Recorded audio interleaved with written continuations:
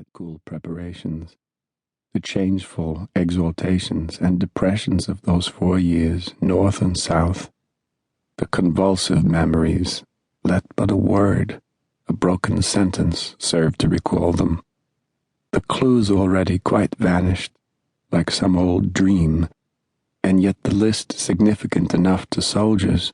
the scrawled, worn slips of paper that came up by bushels from the southern prisons, Salisbury or Andersonville, by the hands of exchanged prisoners, the clank of crutches on the pavements or floors of Washington, or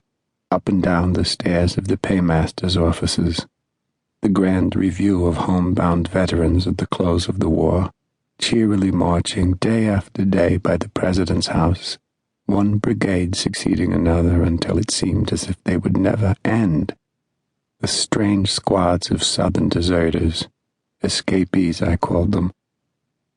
That little genre group,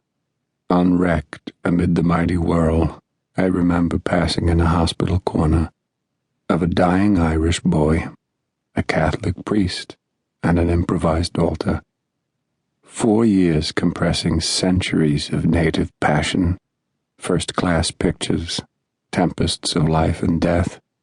an inexhaustible mine for the histories, drama, romance, and even philosophy of centuries to come. Indeed, the vertebra of poetry and art, of personal character too, for all future America, far more grand, in my opinion,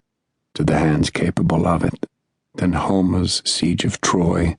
or the French wars to Shakespeare.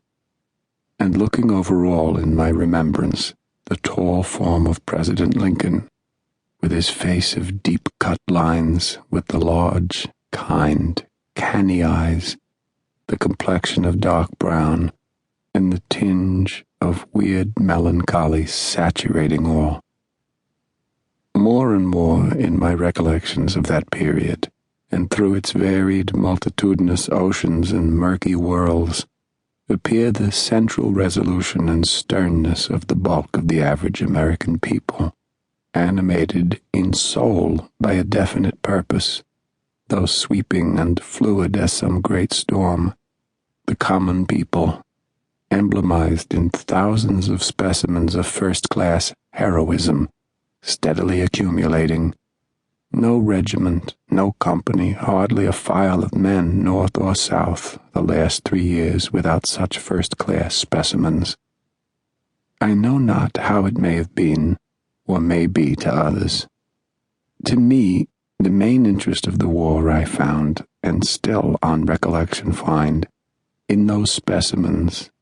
and in the ambulance, the hospital, and even the dead on the field. To me,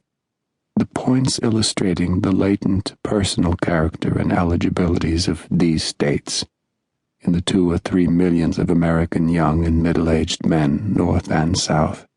embodied in the armies, and especially the 1/3 or 1/4 of their number, stricken by wounds or disease at some time in the course of the contest,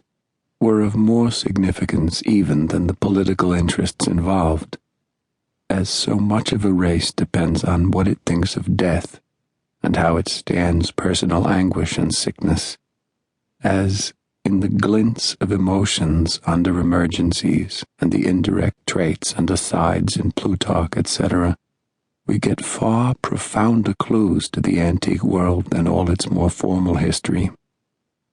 Future years will never know the seething hell and the black infernal background of countless minor scenes and interiors, not the few great battles of the Secession War,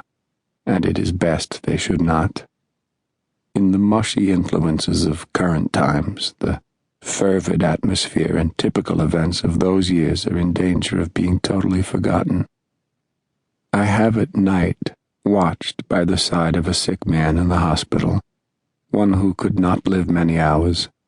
I have seen his eyes flash and burn as he recurred to the cruelties on his surrendered brother and mutilations of the corpse afterward. Note in the following pages the incident at Upperville. The 17 killed, as in the description, were left there on the ground.